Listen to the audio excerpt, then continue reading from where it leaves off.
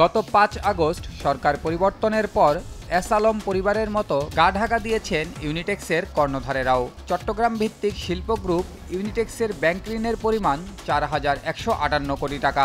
S আলমের আত্মীয় হওয়ার সুবাদে এক ইসলামী ব্যাংক থেকেই ঋণের নামে লোপাট করেছে ৩,৭৪৫ কোটি টাকা। এছাড়া রূপালী ব্যাংক থেকে ৩২৬ কোটি, ফার্স্ট সিকিউরিটি ইসলামী ব্যাংক থেকে ৪৭ কোটি এবং এক্সিম ব্যাংক থেকে ৪০ কোটি টাকা ঋণ নিয়েছে শিল্প গ্রুপটি। ইতিমধ্যে খেলাপিতে পরিণত হয়েছে ইসলামী ব্যাংকের দেয়া ঋণের ৩,৭৪৫ কোটি টাকা। এমনকি ঋণের টাকা উদ্ধারে গ্রুপটির বন্ধক রাখা স্থাপনাসহ সম্পত্তি নিলামে তুলেছে ব্যাংকটি। যদিও এ সম্পত্তি বিক্রি করে ঋণের ২% অর্থাৎ ৮৩ কোটি টাকাও উদ্ধার করা সম্ভব না বলে জানিয়েছে ব্যাংক কর্মকর্তারা। শ্বশুর এস আলমের প্রভাব খাটিয়ে ইসলামী ব্যাংক থেকে ঋণ হাতিয়ে নেয় জামাতা বেলাল আহমেদ। ঋণ বিতরণের কোনো নিয়মনীতির তোয়াক্কা করা হয়নি। ঋণের তুলনায় বন্ধকি সম্পত্তি খুবই অপ্রতুল, তাই ঋণের টাকা আদায় বড় ঝুঁকিতে রয়েছে ব্যাংকটি। ইসলামী ব্যাংকের ঋণের মধ্যে ইউনিটেক্স স্টিলের নামে ৮১৪ কোটি টাকা নেওয়া হয়েছে ব্যাংকটির পাহাড়তলী শাখা থেকে। তবে একটি জাতীয় দৈনিকের অনুসন্ধান থেকে জানা গেছে প্রতিষ্ঠানটির নামে ফেনীর ছাগলনাইয়ায় ১৮৮০ শতক জমি কেনা হলেও সেখানে কোনো কারখানা গড়ে ওঠেনি।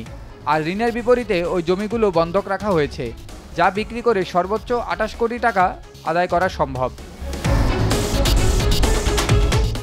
আর ইউনিটেক্স এলপি গ্যাসের নামে ২০২৩ কোটি, ইউনিটেক্স কম্পোজিট স্পিনিংয়ের নামে ৬০৭ কোটি এবং ইউনিটেক্স গ্র্যান্ড স্পিনিংয়ের নামে ২৯৩ কোটি টাকা ঋণ নেওয়া হয়েছে ইসলামী ব্যাংকের ওয়ার নিজাম রোড শাখা থেকে। প্রতিষ্ঠান তিনটির কোলাটারেল স্থাপনাসহ জমির পরিমাণ খুবই নগণ্য, যা বিক্রি করে সর্বোচ্চ ৫৫ কোটি টাকা আদায় করা সম্ভব হবে বলে মনে করছেন ব্যাংক কর্মকর্তারা। এমনকি গ্র্যান্ড স্পিনিংয়ের নামে অনুমোদিত ১,১৫০ কোটি টাকার বিপরীতে কোলাটারাল মাত্র ৪ কোটি টাকা।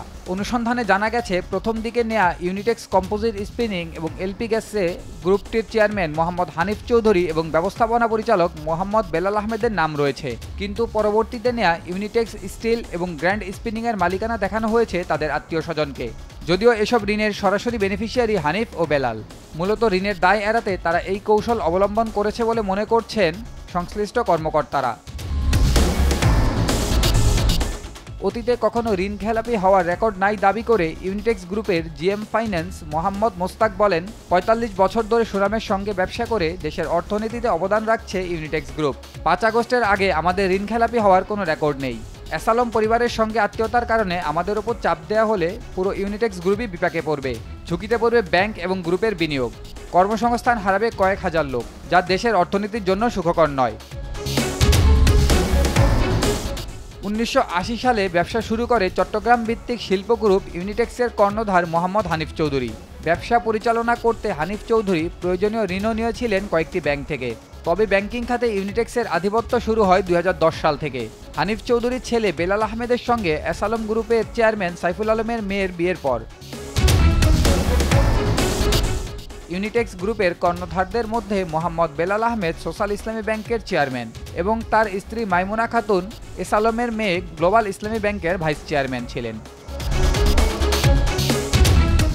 উল্লেখ্য, ২০১৭ সালে ইসলামী ব্যাংক নিয়ন্ত্রণে নেয় চট্টগ্রাম ভিত্তিক ব্যবসায়ী গোষ্ঠী এস আলম গ্রুপ। ব্যাংকটির চেয়ারম্যান ছিলেন সাইফুল আলমের ছেলে আহসানুল আলম। ব্যাংকটির তথ্যানুযায়ী ইসলামী ব্যাংক থেকে এস আলম গ্রুপের নামে বেনামে ও তার স্বজনেরা মিলে প্রায় ৮৮,০০০ কোটি টাকা একাই বের করে নিয়েছেন।